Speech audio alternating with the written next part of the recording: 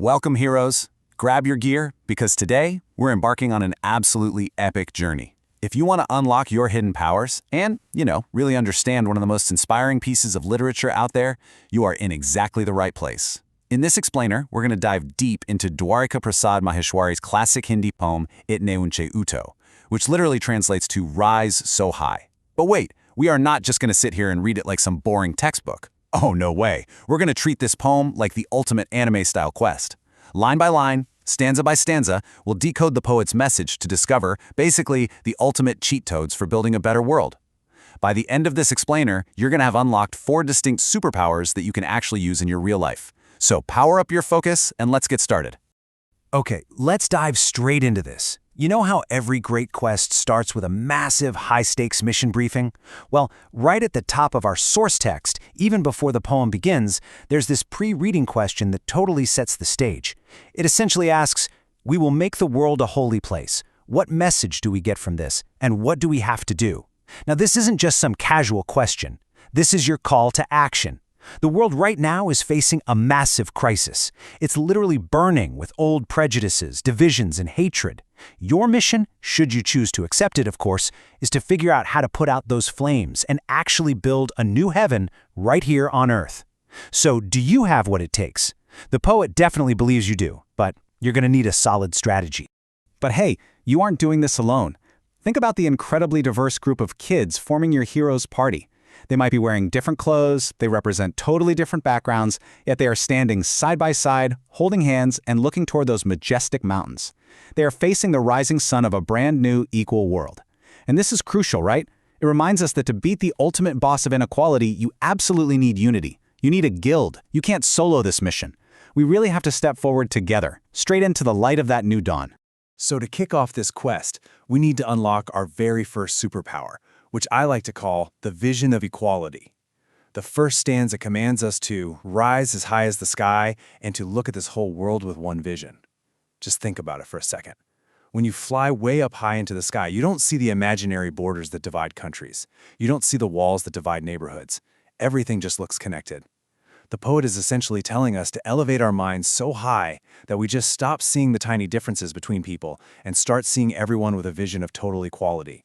But, why do we even need this vision in the first place? Well, it's because of the villains we're up against. The poem explicitly names them, the flames of caste discrimination, religious divides, and color prejudice. These toxic elements are literally setting the world on fire. People are hurting out there. So, how do you fight fire? With a supreme healing spell. The poet tells us to flow as cool as the Malaya breeze. Now, the Malaya breeze is this legendary, cooling, fragrant wind from Indian literature. So, instead of fighting anger with more anger, you're tasked with bringing a soothing, cooling, healing energy to a world that is just burning with hate.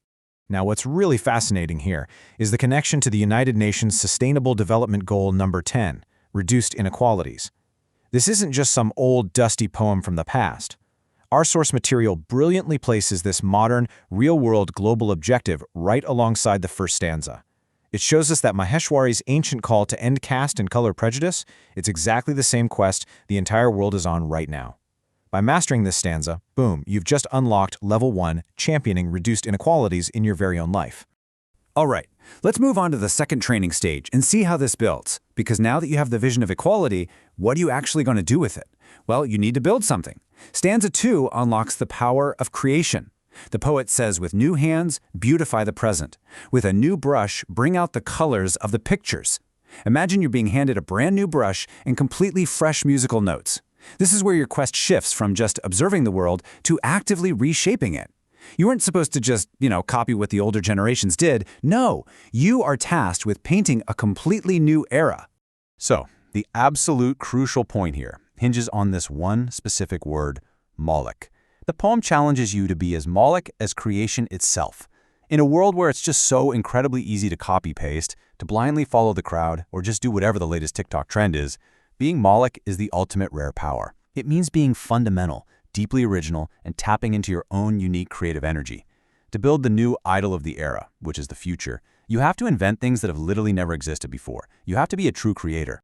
And this creative power-up connects directly to another massive global goal, SDG 9, Industry, Innovation, and Infrastructure. By challenging you to be original, to use new tools, and to write new music, the poem is actually training you for real-world innovation. Whether that means coding a new app to help your community, designing cleaner energy, or honestly, just finding a brand new way to solve a problem at school, you're using the power of Maulig creativity to upgrade the world's infrastructure. So yeah, Level 2 is officially unlocked. Now we enter the transformation phase. And let me tell you, this is often the hardest part of any hero's journey. Stanza 3 warns us about the absolute dangers of looking backward. The poet says, "Take from the past only what is nourishing." And then he drops a really heavy truth.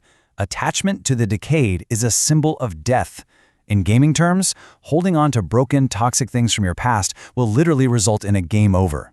If you want to transform the world, our heroes, that's you guys, must break the heavy chains of history that are holding you back. Let's break this down into a really practical inventory system. Basically, what do we keep in our backpacks and what do we drop? Well, you keep the nourishing things, right? The wisdom from your elders, beautiful cultural traditions, lessons you've learned from past mistakes, and of course, good friendships.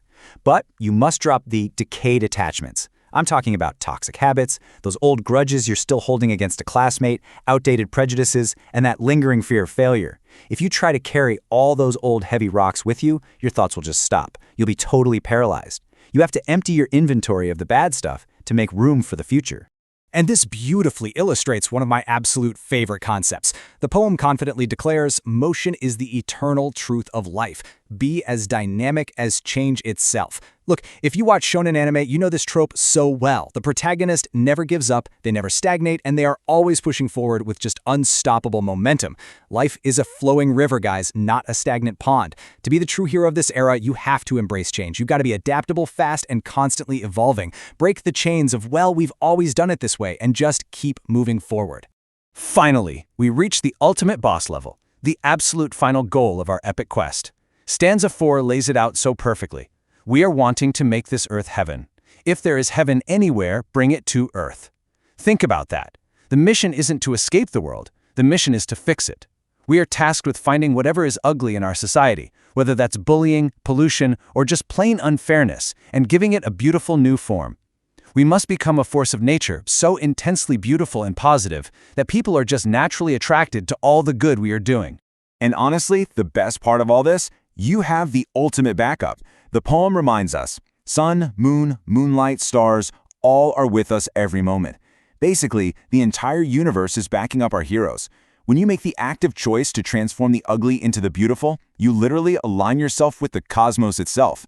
The light of the sun and the stars are out there cheering you on as you cast away the darkness. It's such an incredibly empowering thought. You are practically glowing with universal energy whenever you do good. All right, let's take a look at your final action plan, derived straight from Dwarika Prasad Maheshri's sheer genius. Here is your ultimate combo move to win the era. Step 1. Elevate your mind and see everyone with equality, cooling those nasty fires of prejudice. Step 2. Use your Maulig power to create something entirely new and innovative. Step 3. Drop all that toxic baggage from the past and keep moving forward with unstoppable momentum. And finally, Step 4. Take whatever is ugly in your life or your community and beautify it until it feels like heaven right here on Earth. These are the 4 incredible powers you've successfully unlocked today. So, heroes, our briefing is officially complete. The poem Itne Unche Uttho isn't just a bunch of words on a page. It's a literal blueprint for a revolution of kindness and creativity. You now possess the vision, the originality, the momentum, and, yep, the cosmic backup to completely change your reality. The only question left is this. You have the power to create the new era. So, what ugly thing are you going to make beautiful today? Your real-world quest begins right now. Get out there, rise high, and make it happen.